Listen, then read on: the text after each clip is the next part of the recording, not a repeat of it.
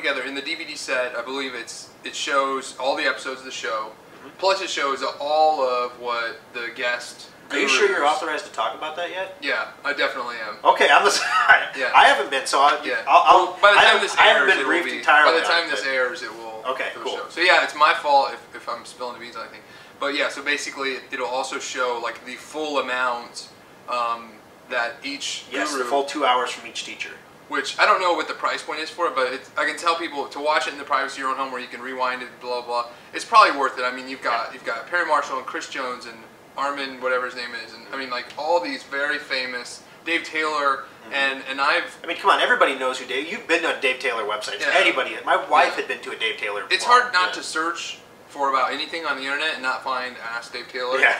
Because he actually talks about why that works, and for a guy who doesn't really understand. I mean, like, okay, I don't want to insult him, but he's not really in depth about technology or how a blog works. I mean, as far as the under the engine stuff. I mean, he outsources the design. He pretty much outsources most of the things he does.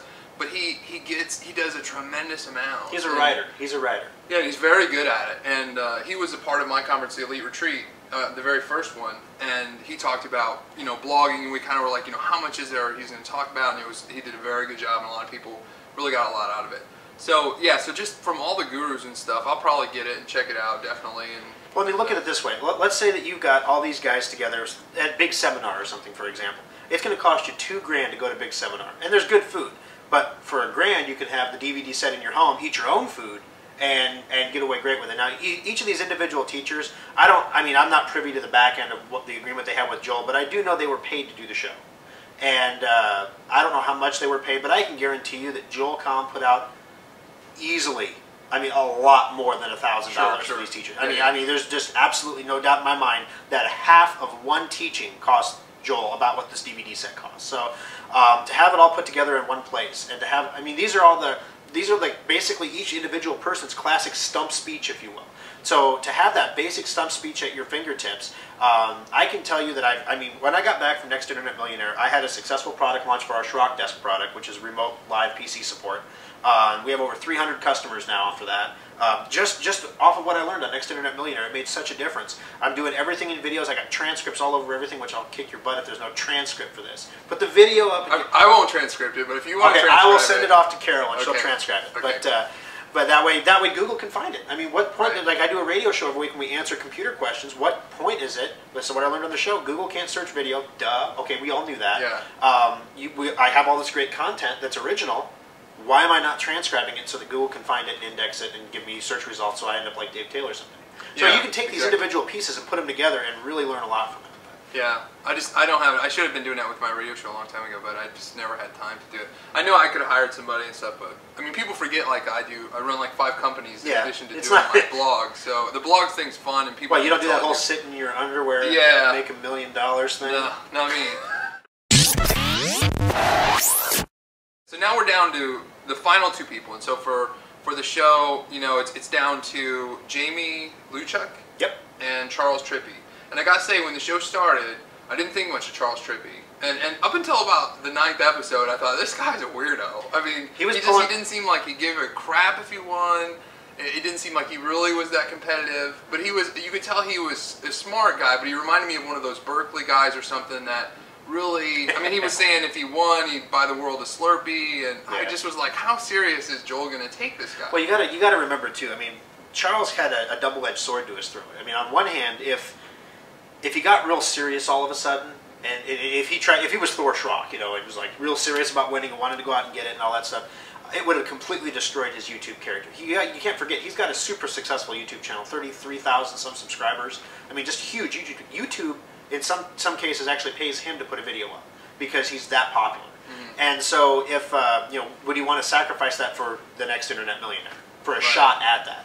And so he had that on one hand, but then on the other hand, every time they talked to him, you know, the one-trick pony, you know, YouTube. They could put a montage together of Charles Trippy's face every time someone said YouTube, and I mean, it's like they took a giant, like he said, they took a big rubber stamp and was like, boom, right on his forehead, I am YouTube. And so on the other hand, he had to be very careful not to get typecast as the YouTube guy, which happened a little bit, I think. But I roomed with him the last 2 or 3 nights of the show, and because as people got eliminated, they consolidated the rooms down, so our roommates changed. But I room with him the last couple days of the show, and you could really see it sinking in. This is one of the things. I mean, I can anticipate your next question, I think, but I'll set you up. Okay. Charles does not buy into the whole info product thing as much as everybody might think.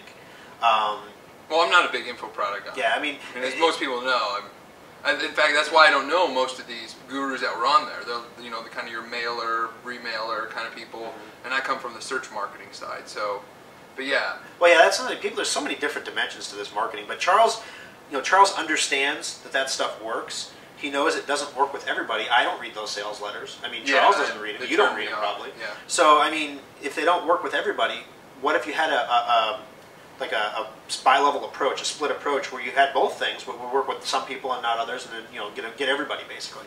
And so Charles, you're going to see some interesting stuff out of him. I don't think you're going to see an info product, I'm sure, but you're not going to see the kind of marketing from him that you would see from someone like an Armin or a Joel Kahn. The other person that's left is Jamie, or I'm sorry, we said Jamie. So it's Jamie is the one we haven't covered. We covered Correct. Charles. And so I don't know anything about her background. Okay. She works for the government in Canada. Canada. That's for you, Jamie. Okay. Yeah, I was doing that to him all week long. We had a lot of Canadians on the show, but so she works for the government in Canada. I'm not sure what department or whatever, but she was terrified throughout the whole show. They didn't know she was on the show. She just called in sick or something for 2 weeks. I mean, literally, she didn't know she was on the show. And when we all went out there, we were told that when we were eliminated, we get to go home. And so everybody kind of said, well, at least if I get eliminated, I can go back home to my life and get things moving again. Well, the trouble, then they realized when we got there, well, if we start sending people home to their lives, they start blogging and doing stuff again, well, they're going to kind of figure out they're not on the show anymore. So we can't do that. So they ended up keeping us all there, and that's where Rick Raddick's came into the whole thing. All the people at the Losers Lodge got to stay up at Rick Raddick's place, which was the Losers Lounge originally. I think Nico butchered that one into Losers Lodge, and it kind of picked up. But at any rate, I digress. Okay. With Jamie, she is a copywriter. That's her main trade. She writes very well. She cranked out an incredible amount of copy in one of the episodes in a very short amount of time. A lot of respect there. Jamie is not technical. Jamie, when she walked in there, did not know how to write a blog post. Literally, she did not know. If you set her up in a WordPress blog, she could not type a post and click post. She just didn't have the technical know-how to do it. I believe she does now, because I think she has a blog now. But she had to get her name back from somebody. She didn't even know she should reserve her own name before she went on the Next Internet Millionaire on a web TV show. You might want to reserve your own name. There were a number of contestants that didn't do that. So there was a lot of times where that technical stuff kind of came back to bite her. But boy, she was a fast learner, and she picked up a lot of stuff and moved forward. But a lot of days, I mean, it was just one of those things where Jamie was in the right place at the right time. And I'm not trying to minimalize her being in the final, but I mean, she got the shirt from Nico when she was sick that day. Nico ended up winning the competition for her as far as getting her into the final two with his Costa Rican trip. The cat will be out of the bag by the time this airs, but it's basically Joel decides that there's not going to be a winner. That instead he's going to let these people go head to head, and they're each going to have a product. And Charles Trippy is going to be doing a video series on. He's going to do a DVD called Viral Video Fever. And it'll teach you how to make a viral video step by step. So like all the components that just comes naturally into his little trippy brain on paper. So I don't know how they got it out of there and put it on paper, but they did. Okay. And it's a plan. You can actually make your own viral videos. I'm going to buy it. I like it. I like that. Well, I can see it's business. I can see. I'm trying not to take a side here, but listen, that sounds interesting. I see a need. People want to do viral video marketing. They want to have their videos passed around or their images passed around to thousands of people for free so they get exposure for their product. There's a desire because you can make a lot of money there. And if there's a need and there's a desire, and all you have to do is make a product to fill it, and there's no top-level product to fill this niche right now. Now you have a need, a desire, and a product. You mix it together, you've got success. So he's going to be strong. Don't get me wrong, he's going to be a strong guy. He's going to be hard to beat. So what's she doing? She's a copywriter, so she's writing a book. Yes. Joel tells me it's going to be under Joel's label, under Made Easy Publishing. Made Easy Publishing under Morgan James, I think is the big publisher over Joel's label. And so now her book is about. Her book is a journal. It's a journal of not only what happened on the show, So she recaps that. So if you don't buy the DVD set, I would if you can't afford the $1,000 for the DVD set, because let's be straight, I mean $1,000 is quite a bit of money for a DVD set. It's worth it. Don't get me wrong, but I mean not everyone has $1,000 to pop on it. But if you want to get the basic bullet points and the teachings of it, you can buy Jamie's book, because it's actually a journal of everything that went on throughout the whole thing. But what Jamie also did to kind of create that, like I said, the little service that everybody wants. Well, if you can't create a service, if it's a book, you got to put some knowledge in there that you can't get anywhere else. And what she did is, I mentioned there were no cameras on us at the hotel or behind the scenes most of the time. So what she did is all the private conversations in those scenarios were placed in the book. There's a little mention at the bottom. I didn't mean to offend any of you other contestants on there, but so it's Thor, you're just a bunch of BS. And it's a tell-all book. It's a tell-all book, right? And so, like I said, I can see if people. This is the trick. This is where the catch comes in. If the people that followed the show are fans enough that they buy the book, Jamie will do well.